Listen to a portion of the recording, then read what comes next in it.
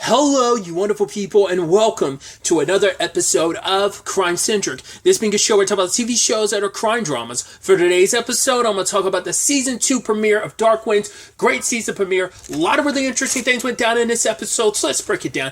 Really appreciate the opening, and I thought it was interesting how that was kind of done the way that it was, obviously in black and white, but only like stuff that was blue resonated. So I figured that's got to be something significant, especially later on when, well, I say later on, but later on in the episode, but 6 days prior, Joe was pulling out that wire out of Emma's hair and it was blue. It feels like that's significant. I'm sure if you go back, each of those items that was glowing blue was probably hold some significance, maybe. I don't know. But they're chasing after some very specific guy, and so it seems like he's kind of the main antagonist of the season, maybe, or maybe he's like one of, it seems like his story ties in with everything that's going on. The People of Darkness stuff, which is really interesting. Looking at the opening, it did say, I didn't catch, I won't remember if it said, it probably said this very specific books, that these are adaptations of like the first season, probably very specifically pulled from a book, because this one's, I caught a quick glimpse of it saying, based on the People of Darkness, so I guess I think I talked about this I definitely talked about it in season 1. Having looked into it a little bit, this is based on a long, very, very, very long running series of novels that follow Lee Porn and Chi. So I think this is just, so it does seem like maybe every season is basically one of the books being adapted, I guess. Or maybe it said the exact same thing last season, but I would assume not, considering this is the first time we're hearing about the People of Darkness, considering they're like mainly involved in this episode. But either way, we go back 6 days. Emma's helping Home Dude out, who lost his fingers, and then it's like, oh, how did this happen? He was like, something bit it off, and then he was like, it was actually a sheep, and then I was like, would a sheep really do that? And I was like, I guess so. Emma got caught up in the situation simply because she was dropping him off at the hospital to get, go to surgery. I don't know if they're going to be able to reattach his 2 fingers or not. But while she's there, like the framing of it's kind of like, wow, that she's trying to get her coffee. She doesn't get her coffee because it's stuck and it burns her hand. And just then an explosion happens. She flies and like bashes her head into the coffee machine and lays unconscious on the floor, and while that's happening, the cup falls into place and the coffee starts happening. I was like, that's super messed up, and then the shot stays on that till the coffee's done. I can totally understand why Emma later on is like, yeah, we have to do a ceremony. He's like, kind of like, why? He's like, I thought you had your way. I'd never leave like a ceremony. Then we'd always be in one. Because for her, it's like, there's been so much pain and death and violence around us. Like, no one should be around this much death and violence. It's understandable. It's like what happened to their son, what they all went through last season. It's like, right. It's like, it's not even just for Emma's sake. It's like, right, we got a baby in the house too, so there's extra reason, but it's like violence and stuff finds its way to us. It's like, yeah, Emma ended up being smack dab in the middle of what will end up becoming a very big case for Jim, because it's obviously going to be like the overarching story this season. But it's understandable with everything that's kind of happened in their vicinity, why she'd kind of be like, yeah, we need to kind of balance things out. We need to kind of cleanse the air around us, because it feels like we're kind of attracting some bad energy, so. Which even Joe's like, I get it. You were scared. I was scared too after something like that. Especially considering like, well, how their son died. Like, it's got to trigger on some PTSD level, like that whole experience, But luckily she's okay. But it rattled her and it rattled Joe as well. What I also thought was interesting is one of the cops that Joe interacts with at the crime scene. They worked, Zach and him worked, Zach, the actor who plays Joe, is like, right, they worked together in Longmire, which I was like, oh, that's so neat. I was like, I wonder if this is their first time working, because I'm actually trying to remember. I was like, did they ever have any scenes? They had to have some scenes together, but I feel like it's been a while since I've seen Longmire, but I feel like they had to have some scenes together in the entire run of that show. But I'm like, maybe like they had, I just don't remember it that often, so maybe it didn't happen that often, but I thought that was kind of interesting that he's playing. I was like, oh, that's so neat. Wasn't Zach's character name, it's been so long, wasn't it Matthias? And I know the other dude's character's name was Jacob, if I remember correctly. Like I said, it's been a hot minute since I've seen Longmire. It's really messed up and actually really sad that the guy that died, Emerson, was being treated of cancer, and he only had like maybe 2 months left to live, and lo and behold, but that speaks volumes that someone who's only got 2 months left to live suddenly gets blown up. It's like, yeah, there's like, who would want a man dead so much that you're not willing to wait around for him to just die of cancer? You're waiting, you got to get your revenge now, because that might be a thing of, maybe it's like on some level, it's like if he dies from cancer, that'll be too good for him. He deserves to die and deserves to die now. But it's like, you would think, if that was the case, it's like cancer seems like that'd be the more painful route. I don't know. But I mean, and it's this interesting juxtaposition, because we see the guy, he seems like such a nice dude, because when you see he like Emerson turns, and he kind of gives this like head nod to Emma.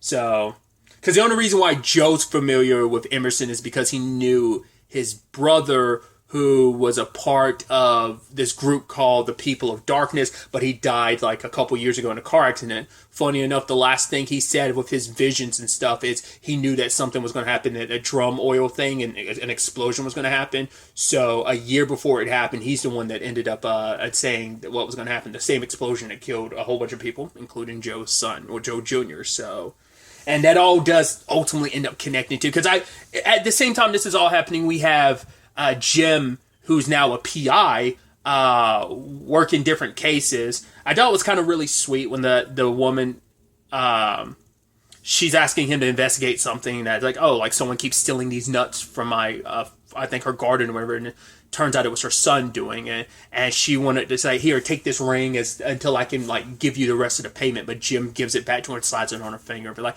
you need anything? I was like, good guy, Jim. It's like, you're a little scummy last season, obviously, but you also kind of shown that you have a good heart too. So it's kind of neat. It is his way, I think, of kind of giving back a little bit. You know, he has his connection, but he's also at the same time very disconnected from the rest. So trying to do whatever he can, and he meets up with Miss Vines, which they kept saying BJ, which I'm like, that's the drum oil dude from last season, right?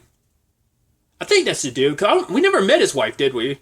I mean, obviously, like, she's played by Jerry Ryan, so I'm fairly sure it's just like, I saw her name in the credits. I was like, oh, she's gonna be in this season. That's cool. But yeah, she wants a box that was stolen, and then the moment she's like, yeah, my maid saw that it was Charlie, and you're like, okay, Tomas is it Thomas or I think it's, I can't remember if it's Thomas or Tomas. Either way, he's the son of Emerson, who ended up dying from the explosion. I was like, that's interesting. And the way he talks about it doesn't seem like he knows that his dad had died. I guess like people heard about the explosion, but no one had any details about it, like, oh, who was involved. So, because truth be told, like, Joe wanted to go see Tomas himself and like talk to him. So, of course, he hadn't been made aware, at least not that we're aware of, that he's been made aware about his dad's accident. But it is funny how they were both tackling this case from different perspectives and situations, and funny enough, brought them back together. So, because Miss Vine says, like, right, her and her husband have their connection to the people of darkness, because like, there's like obviously visions and ceremonies and stuff, and there's stuff that comes from it. There's like kind of that as Jim kind of puts it, I kind of like, oh, that witchcraft, blah, blah, blah, you know, to it. He doesn't fully believe in it, but it's like, they're leaning into this, I thought, more than because I was wondering, I was like, oh, season 1 seemed like it was leaning into it, but it's like, it makes sense too, it's a cultural thing too. So, but Jim learned from, like I said, it's either Thomas or Tomas, about the people of darkness isn't what it once was. The way he makes it kind of sound like, basically, he's like, yeah, it's been turned into bad medicine, white people's medicine. So, like, people like BJ have kind of taken over it and kind of warped it into what it is. Even saying, like, oh, Emerson's son is like, yeah, my dad got sick because he got cursed by BJ. So, makes you also wonder, makes you go, is that why Emerson's brother died in a car accident? Was that part of that as well? Was he cursed as well? So it starts wondering about that. I mean, it makes you, as the audience, kind of wonder about that. I wonder if it's going to be a situation of like, do the people of darkness like really even exist anymore? And it seems like the way, like I said, Tomas was talking about, it seemed like it's been like uprooted and taken over by like white people who are using it for their own benefit. And that's what he makes it sound like, especially when it comes to BJ. So, which then begs the question, like, well, then who killed Emerson? Was it BJ and them?